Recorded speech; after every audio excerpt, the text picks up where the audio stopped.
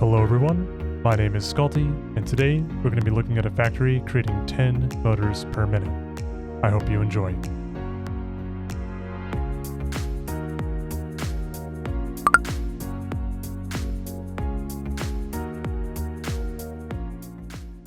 Alright, before we start building the factory, let's go over what we're going to need for it. On the right, you can see our list. We're going to need 11 smelters, 2 foundries, 37 constructors, and 11 assemblers. In addition, the power draw for this factory shown here is going to be 345.2 megawatts. Some of the machines will not be running at maximum capacity, but we will have all the ore being utilized at 100% efficiency. And the ore we're going to need for this is going to be 315 iron ore, 90 coal, and 80 copper ore. In addition, the space that we're going to need for the main footprint is going to be 3 by 11. In this example, we have our area set to 5 by 13. Regarding how I have the raw material coming into the factory, I figured I'd touch on it just based on how I'll be load balancing the delivery of all of the ore to the smelters slash foundries. So on one of the belts, I have 270 iron ore coming from a Mark II miner on a pure iron node. I have an additional 45 iron ore coming from an underclocked Mark I miner on a normal node, and then I have 80 copper coming from an overclocked Mark I miner on a normal node. And then on the opposite side of the factory coming in, I have a Mark I miner on a normal node for coal, bringing in the 90 coal per minute. And the reason why I wanted to go over that is based on how we're going to be load balancing the iron ore coming in to make things a little easier. But before we get to that, let's go ahead and cover where we're going to be placing all of our smelters and foundries. So on the side that has the 3 inputs, should you be mimicking this build exactly, we're going to take our single conveyor walls and put 3 of them on a far end. And then on the opposite side of that, we're going to take our 2 conveyor wall and place those on the first and third, essentially, with a normal wall in between, so that way we have no clearance issue. And then on the far end, on the opposite side, we're going to be placing 4 single conveyor walls on either side. And the reason why I'm setting it up like this, these 8 smelters here will be processing the iron ingots that we need for the rods and screws to make rotors. And then on the opposite end here, we need steel pipes and wire to make our stators. And so I'm compartmentalizing and keeping things organized right from the bat. And then all of the other walls in between can be normal. And also I've begun using the Smart Foundation mod. This is a pretty great mod. I'm not going to go too into detail on how to use it, but essentially it allows you to build walls, foundations, and machines, and potentially a few other things all in one fell swoop, essentially. And it is a huge time saver. And the other benefit is that it actually uses the material cost, so it's not inherently cheating, it's just saving you some time. So I've started using those in these guide videos. I will have a link to this mod in the description below. But to get back to it, let's go ahead and get our foundries in place. And we want these hanging off a fair bit, where these little back legs are essentially right at the edge of the wall here. And the reason why we want to do this is so that way when we place our lifts, you can hear the beep. That means the lifts are snapping and everything looks nice and clean. Let's go ahead and get the rest of our smelters in place. And again, you want these hanging off by just a little bit, like so, for the same reason as the foundries.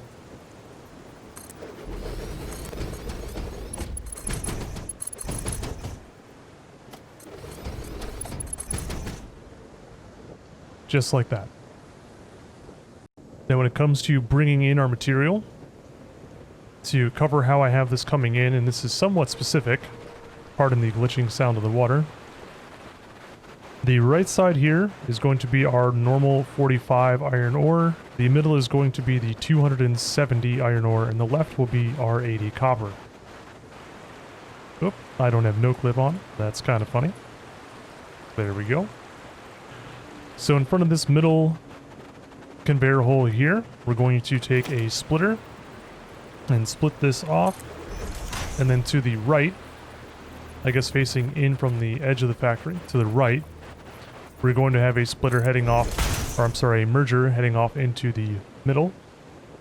And so effectively this will be a Mark III belt, and then we will have Mark II belt, Mark II, and then a Mark II heading off in this direction. I'm going to hold off on building that though.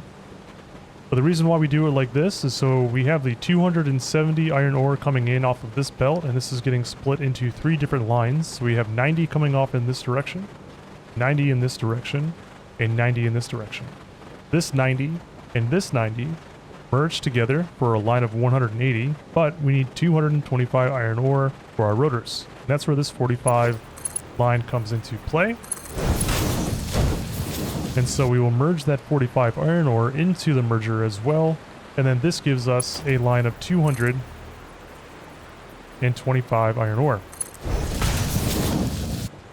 For the 8 smelters, this is a pretty simple load balancing system here. So essentially, we're going to take a splitter and against the foundation line where these walls are located, we're going to split it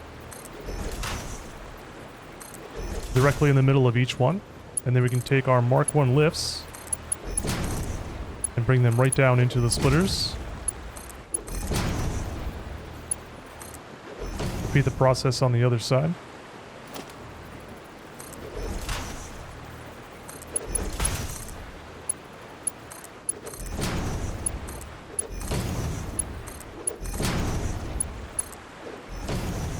And then directly in the middle here, we're going to go ahead and take a splitter.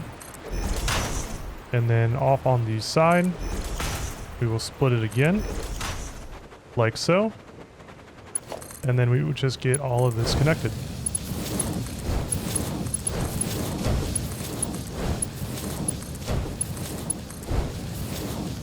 So this would be a Mark III, these will be Mark II, and these will be Mark I if you want to min-max your belting. Otherwise, you can just use Mark III for literally everything in this factory. Coming back over to here, so we're going to have our 90 iron ore coming off for our foundries over here. And so what we can do is take a splitter and split it right here in the middle. Bring our Mark I lift down.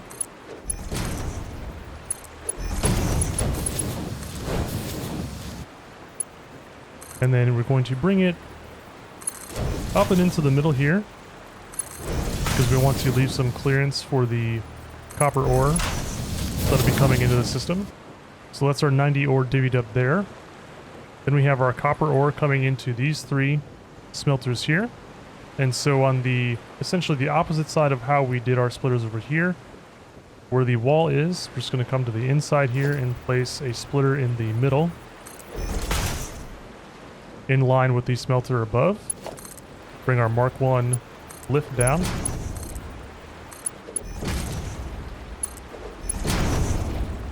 And get it all connected up.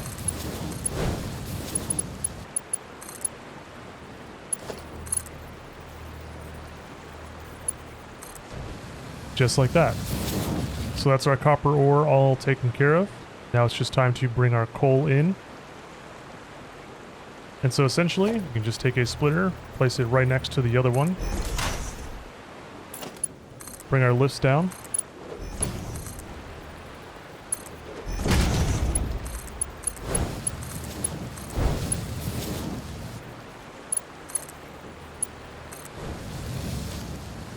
And that's our coal. So we have all of our base ore materials load balanced. So let's go head up above. So the copper ingots can all go onto a singular line. We're going to have this facing off to the short end of the factory. And we'll do the exact same with our steel ingots. Oops.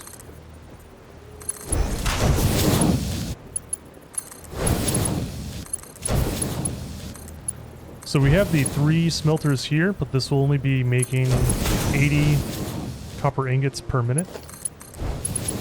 Not 90. So this side is now ready to go up to the next floor. And for this side, we're going to take all of the iron ingots and bring it onto a singular line. It's going to be 225. So we'll be using a Mark III to bring everything up.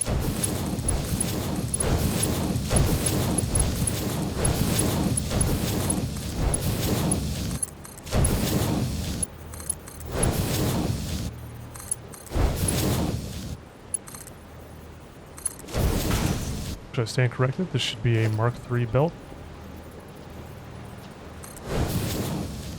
So that is essentially the load balancing and the belt configuration we need to bring everything up to the next floor.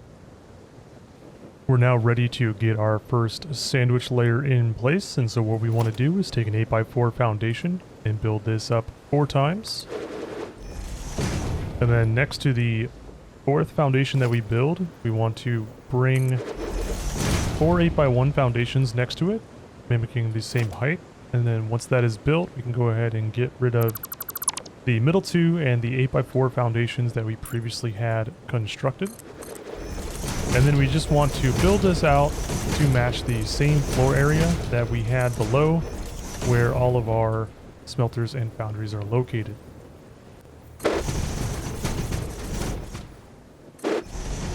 And it's important to get both top and bottom parts of the sandwich layer complete before doing any belting, because if you place any of the splitters or mergers that we're going to be using for load balancing, you will not be able to build the top part of the layer as a result of a clearance issue. So in terms of what we're going to be placing on this top part of the sandwich layer, we're going to be starting with our screws. We're going to be starting with our rods and our steel pipes. So over on this side here, we have our steel ingots coming up to this floor. And so these 3 foundations here will be constructors to make our steel pipes. And so before we place any of the constructors, we want to get our walls in place. So we'll do the single conveyor wall. And then for our rods, since we have the iron ingots coming up, we're essentially going to be building 15 constructors to process the iron rods. And so what we're going to do on this edge here, we're going to be building essentially 6 right next to each other. We're going to have a gap in between, so we'll do a normal wall. And then we will do another single conveyor wall, and we will have an additional constructor down here, and I will show you why in a little bit. On the opposite end here, we want to go ahead and take our single conveyor walls, and we want to build these out 7 times. 8 times.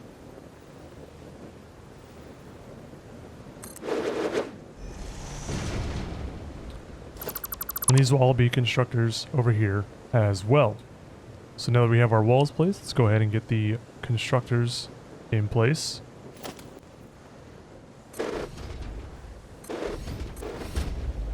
Then we'll get our Mark I lifts to get these all belted in.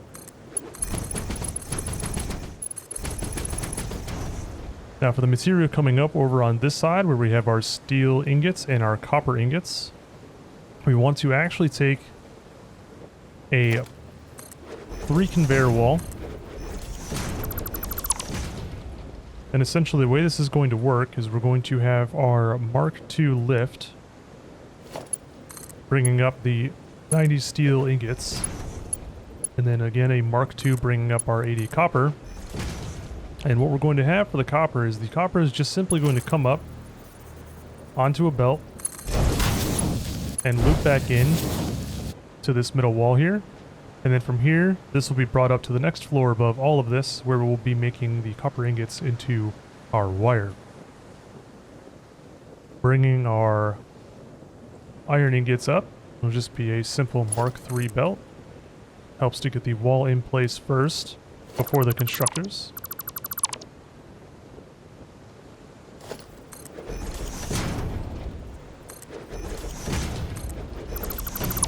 Like so. Let's go ahead and get this back in place. And now we can bring up our iron ingots.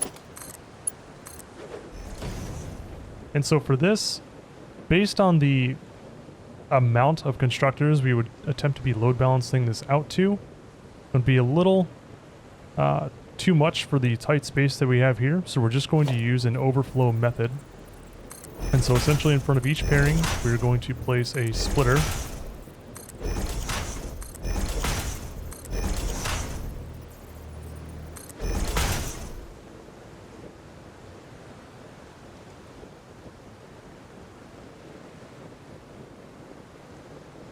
Right. Took me a moment.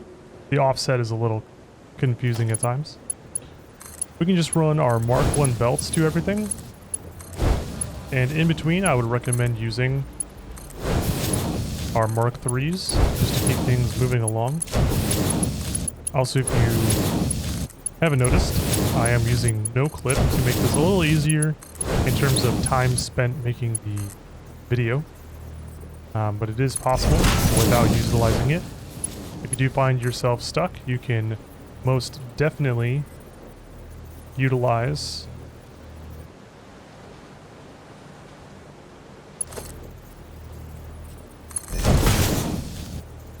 running and sliding. Sorry. Just making sure this is all correct. So we have our Mark 1s leading out, and again, don't forget, this is our technically rod designated to Constructor, which I'll get to here after we get all of this belted up. But it will be possible to run and slide under most of these belts. But I would always recommend that you build your way out as to not keep yourself locked in or make it too tedious to leave the middle of the sandwich layer. So essentially you want to place the belts furthest away from the entrance first, so that way you can leave without any issue. So we have all of this belted up. Let's go ahead and get our steel pipes sorted out, and this will be pretty simple since we're just taking a single line to 3 constructors. Just be the single splitter, series of Mark 1 belts. That'll take care of the steel pipes. We can go ahead and get all of this closed up.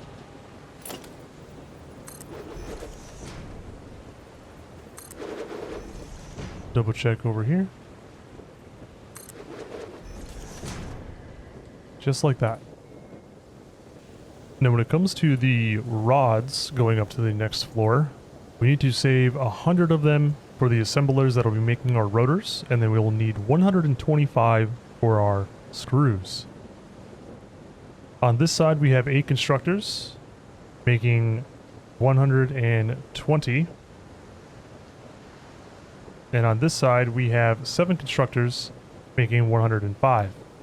So we need to take 5 rods from this side and merge it in with these 120, so that way we have a dedicated line of 125 for our screws and a dedicated line of 100 rods for the assemblers making the rotors. So when it comes to balancing these out, and the reason why we have this gap here is in front of the free standalone constructor that'll be making our iron rods, we want to take a splitter and place that in front of it. The merger in front of this constructor will be facing toward the short end over there. And then opposite, or where this gap is, essentially we want a merger in place or in line with this splitter here, and then the rest of these will get mergers facing off towards the short end.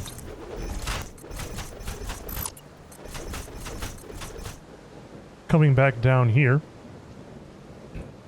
so we have 15 iron rods coming out of this constructor.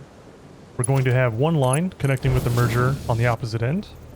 We're going to be putting a Mark 1 lift facing toward the short end, or where this merger is located. And on this merger, on the input where the gap is located, we're going to put a Mark 1 lift as well, and we're going to connect these with a Mark 1 belt. Oh, I had this raised up a little bit. 1 second.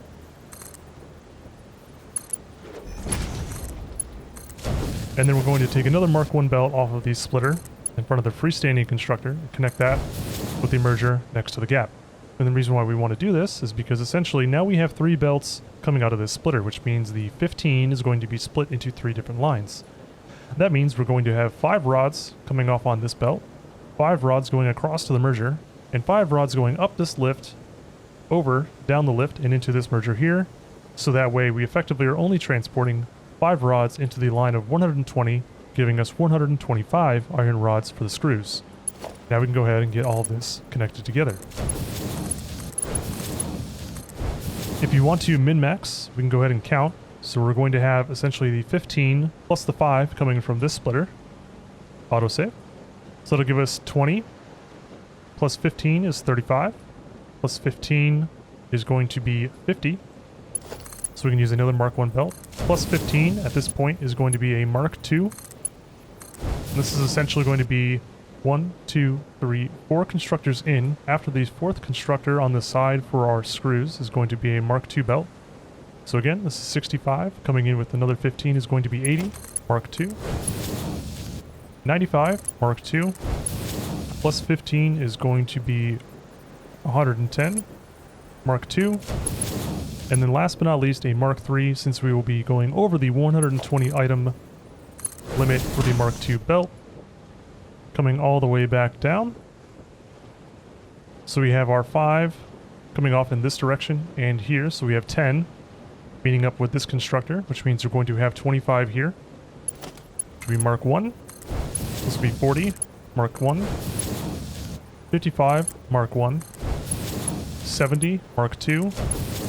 All the way to the end for Mark 2 belts. And that's essentially how we have that all load balanced.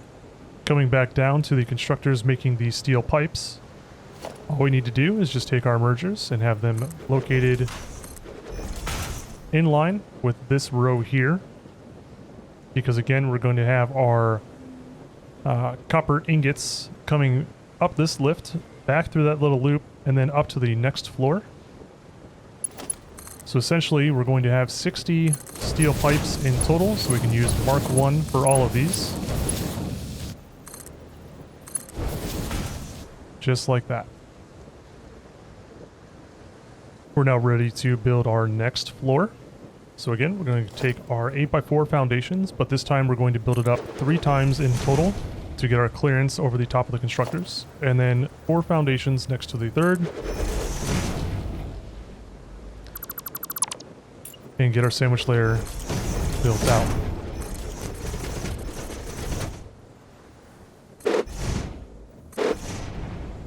Now for this floor, we're going to be making the wire and our screws. So starting with these screws, we're going to have our 125 iron rods coming up from here.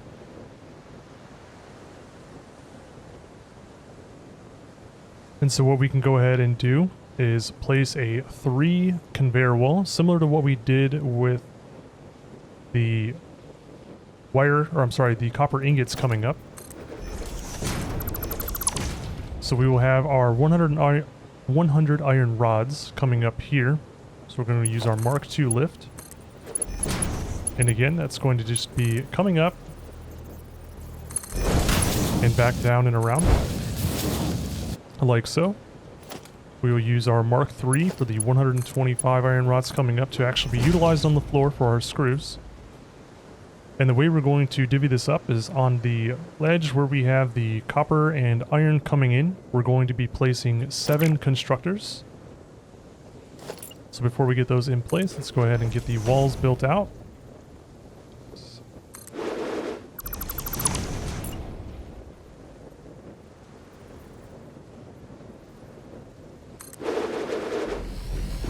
On the opposite edge, we're going to be having 6 constructors placed for a total of 13, making our screws.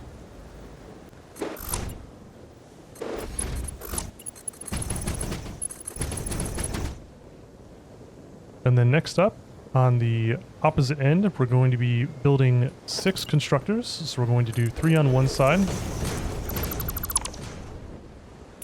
3 on the other.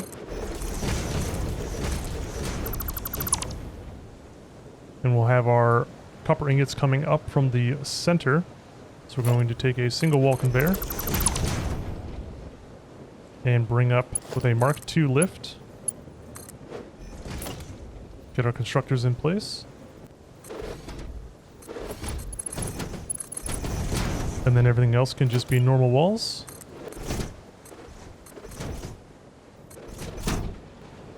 And so for the distribution of the iron rods to be used for the screws, again, we have 13 constructors, and load balancing that's going to be quite hectic for this small space. And additionally, one of the constructors will be running at 50%. So again, with the similar to what we did with the floor below, we are just going to be splitting everything up. And so I will start essentially here where these two are located, but we still need to make sure that we have a splitter for these two back here. So I'll just put these next to each other and essentially do 3 in a line, and then everything else can just be placed traditionally. And so in between, we're going to use our Mark III belts just to keep things moving down the line as quickly as possible.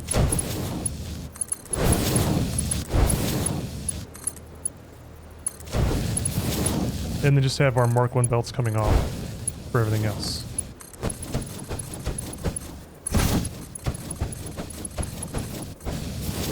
Just like that.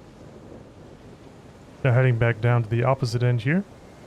This is where we're going to be having our copper ingots come up to make our wire. So what we can go ahead and do, it's a simple 1 to 6. Just take our splitter, place it in the middle here, and then on each side, in the middle of the foundation, we want to place our belt, or our splitter, and get this connected up with our Mark I belt.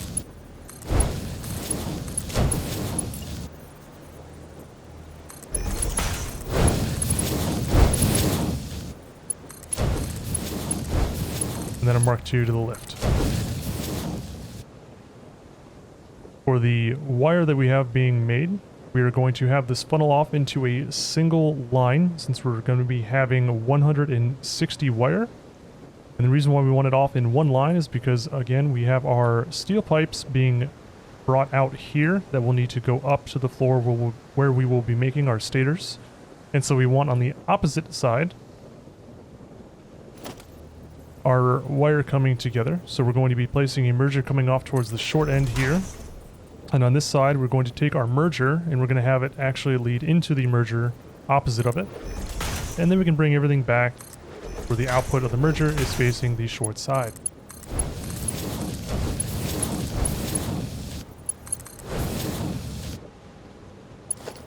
Mark II on these ones here. Actually, I stand corrected. You can use Mark I's on those 4 constructors. And then right in between the 2 mergers, you want to use a Mark II. And then a Mark III coming off. Just like that. For the screws that we have being made, it would be beneficial to take the total of 500 screws and separate it into 2 lines of 225 to ease the balancing on the next floor up where we'll be making our rotors. And so what we're going to do in front of the essentially the standalone constructor at the edge of the side that has 7, we're going to take a splitter facing away from it. And then in front of the rest of the constructors, we're going to have our mergers facing off toward the short end. Coming back down to where we have our splitter, essentially this is going to be the constructor that will be operating at 50%. So we can go ahead and set that now. And it'll be making 20 items per minute. And we want this splitter connecting off into both lines like so. So that way we have 10 screws coming onto this belt and 10 onto this belt. Because we have 6 constructors here making 40 screws per minute, so that's 240 screws on each side for these 6. And then this constructor making 20 is going to be putting 10 onto each line of 240, giving us 250 screws essentially on each belt for this floor. So getting all of these connected together, we'll go ahead and go back and count up so that way those who want to min-max their belts can do so. So we have the 10 coming out here merging with 40, so that's going to be 50 plus 40 is 90, so Mark II, 130, Mark III, all the way to the edge. And again, 10 plus 40 is going to be 50, so that's a Mark 1. Plus 40 is 90, so that's a Mark 2. Plus another 40 is 130, so it's Mark 3 to the very end.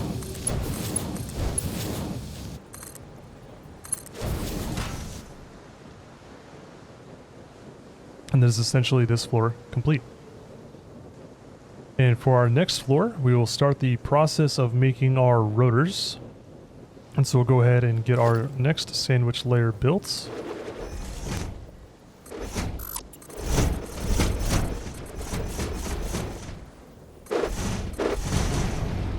And so on the side where we have our coal being created, or coal coming into the factory rather, we're going to start with the second foundation in from either edge, and we'll place our 2 conveyor wall, and then a normal wall in between, and repeat the alternating process until we have a total of 5 2 conveyor wall, like so.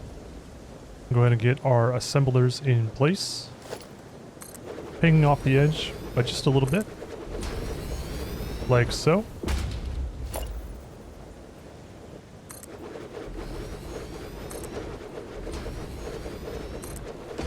And then for these assemblers here, we want to make sure that we have at least a Mark II lift on one of the points coming up. And so in this instance, I will go ahead and use the closest side to where we have the rods and screws coming up for our Mark II lifts.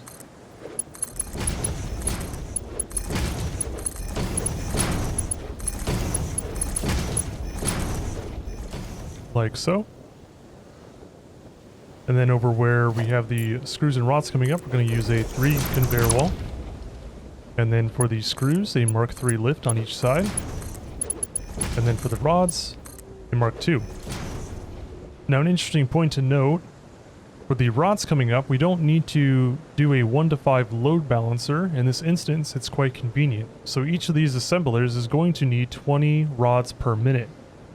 And we can actually utilize the Mark I belt with a 60 item per minute limit as a means to load balance without overcomplicating the process. So, in front of the middle lift coming up, which is our rods, and in line with the Mark I lift that we have over here for the first assembler, we're going to place a splitter. And then we're going to place at its diagonal, looking in from the short edge, a merger, like so, connect it up twice like this. And the reason being is that we're going to have a Mark I belt coming all the way off and down here to middle way through the second to last assembler. And because this belt is now limiting the items to 60 per minute, we have 100 rods coming up into this splitter here, and this is splitting off into what will eventually be 3 lines, one off of here as well, which means 100 divided by 3 is 33.3. That means this belt is going to have 33.3, this belt will have 33.3, and this will have 33.3. These 2 lines of 33.3 totaling 66.6 is going to be merging into a Mark I belt. The belt is going to be limiting these, essentially bringing 60 items onto here, so these effectively turn into 30 items per minute. And then this belt here will have 40 coming onto it. And now we can take this 40 and divide this once into 2 lines of 20. So we're going to take our splitter right next to it, connect this with a Mark I, and have this Mark I lead into this assembler here, and this Mark I will lead into the assembler over here. Coming back down this Mark I belt, we will have this split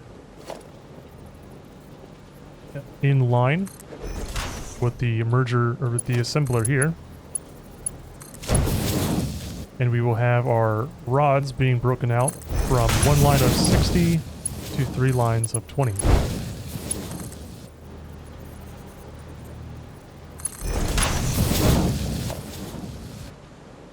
Now for the screws coming up, let's go ahead and get this connected too before we forget.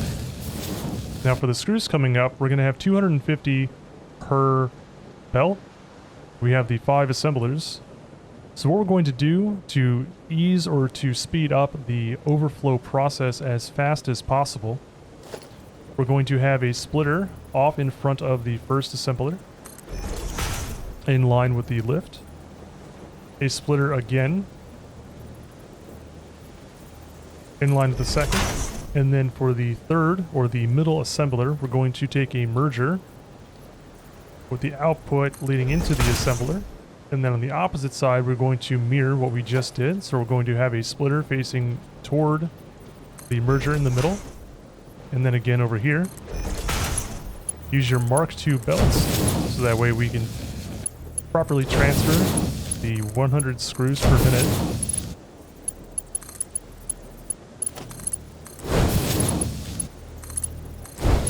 And then in between, we'll go ahead and use some Mark III belts.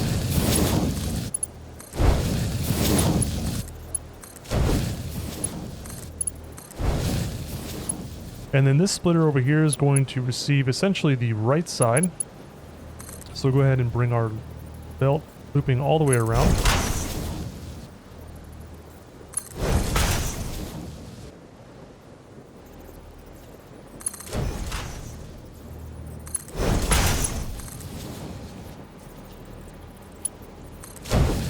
Like so. And then the opposite or the other lift coming up, we will just simply merge into or bring into this splitter here. So essentially we're going to have 120 feeding off into this one. I'm sorry, 120 leading off into this one. The remaining 130 will effectively go down here into here, and it will all eventually overflow nice and neat, giving us 100 screws per minute to each assembler. So now we can go ahead and get the rest of this all closed up.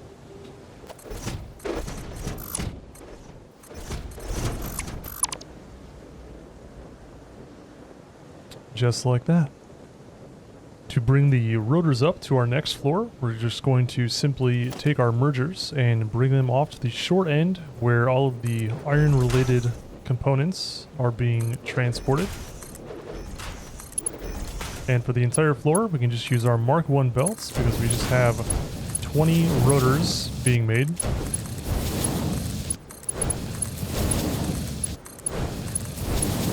And we'll just bring this off to meet here in the middle.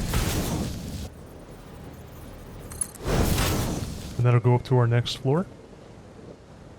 And so we can essentially get that underway. So we'll go ahead and take our 8x4 foundation, build that up 3 times is the minimum, but it will clip into the indicators you can see here for the assemblers. If you don't want it to clip, just go ahead and build another 8x4 foundation, and then you can go ahead and take your 8x1s, build it next to it.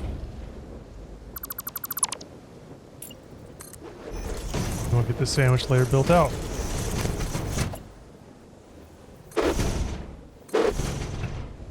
So for the wire and steel pipes that we have coming up, this is the wire here, and our pipes are down here. So we're going to use a 2 conveyor wall to receive those. And we're going to use our, whoops, helps if I have the right hotbar. We're going to use our Mark III lift and bring that up for the wire, and we can use a Mark I lift to bring that up for the steel pipes. Now in terms of the assembler placement, this is actually going to be our final floor. We only need 4 assemblers to make our stators, and we need 2 assemblers to make our motors. So for the motors, on the side where the coal is coming into the factory, here, on the far end, is where we're going to be placing our first assembler. So we're going to use a 2 conveyor wall, then a normal, and then another 2 conveyor wall. Go ahead and get these in place. And we can just simply use Mark I lifts for these. Coming back down to the short edge over here, we just have our rotors coming up, so we can just use a single conveyor wall with a Mark I lift. And then on the opposite end, both short end and long end, is where we're going to be placing our assemblers making our stators. So So starting with the very edge foundation, we'll do our 2 conveyor wall, normal, and repeat the process until we have 4 available.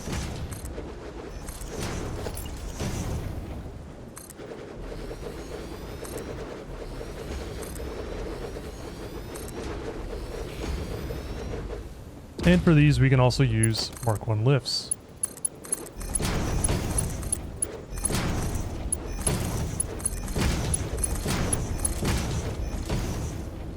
Heading inside, we're going to go ahead and leave our rotors for now, or if you want to get those done first, you can in terms of how this is all going to be organized, but I'd like to get the wire and pipes organized first, just based on how we're going to be looping the stators back into this sandwich layer to divvy up to these assemblers here for our motors to be made.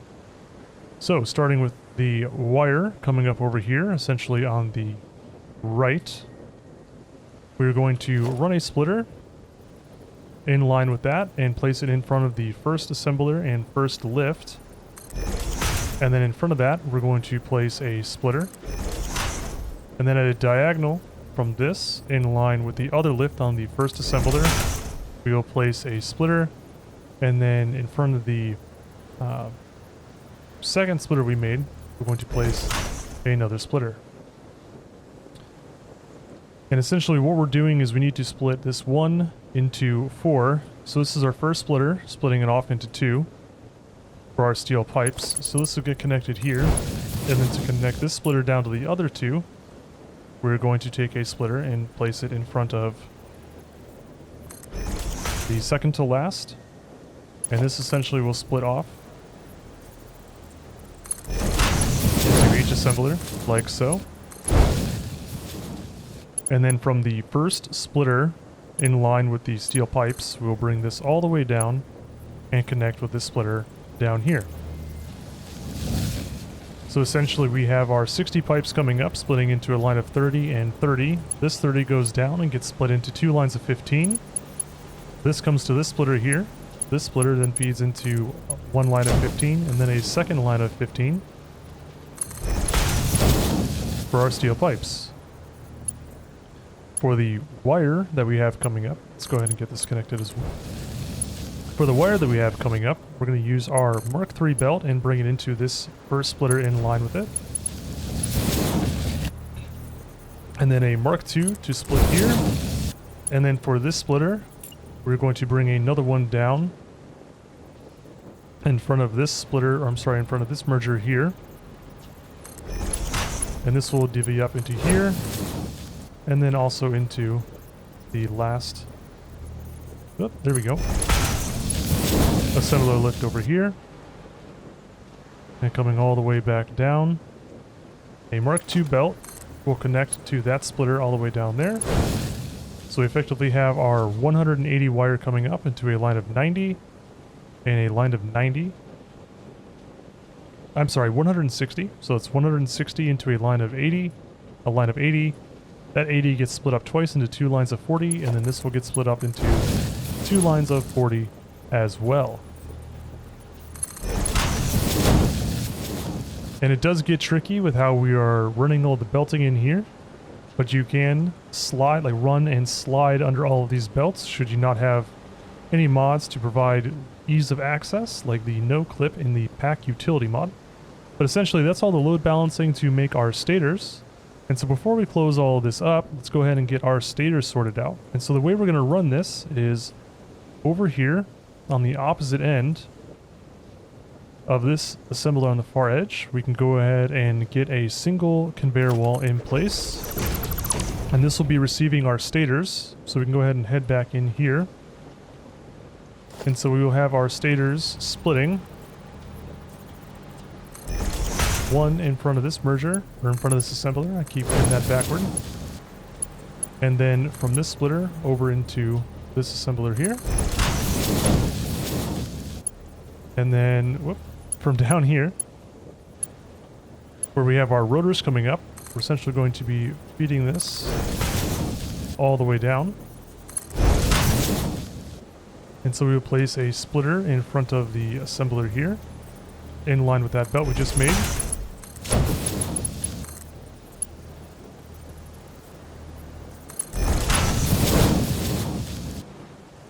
and get this connected up.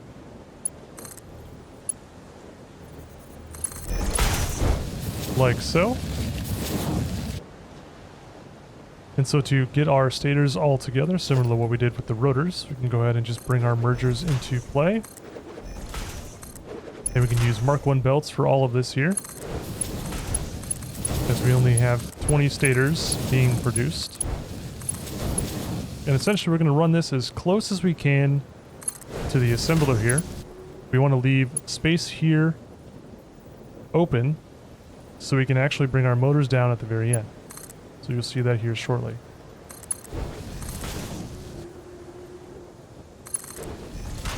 This will be leading off into that conveyor wall. And then for our motors, we'll essentially be merging them together onto a single line using Mark 1, as we're only making 10 motors per minute. And this belt will head off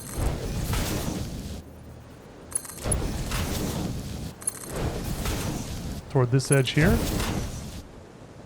Before we take care of this, let's go ahead and get all these walls closed in.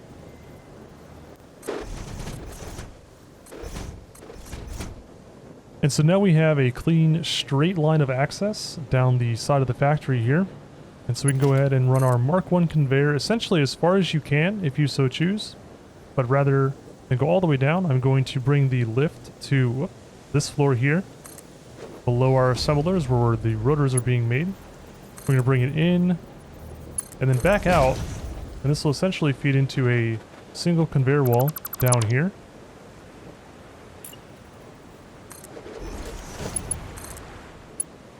Like so. And then heading inside, we do have plenty of room to kind of determine where you want the output to be. I'm going to run the output over to this side here. And so let's go ahead and get this replaced with a single conveyor wall. And then I'm going to place the storage right next to it. And we'll get this connected up with a Mark 1 belt. And then from the back end of the lift, we're going to bring this up pretty much in line vertically with the motors that are coming down. And then bring over some foundations, so that way we can bring our belt over. Oop, bring this back one, just to get that nice 90-degree bend. Go ahead and get rid of the foundations and this little conveyor pole. And so effectively, we have our motors coming out the side of the factory, and from the outside on the floor you can have access to everything that is inside of it. But that is effectively build complete. So I'm going to get all of the power cables connected to it, put some walls on the outside, get all of the belts connected from the miners, get this factory up and running. I'll see you guys on the other side.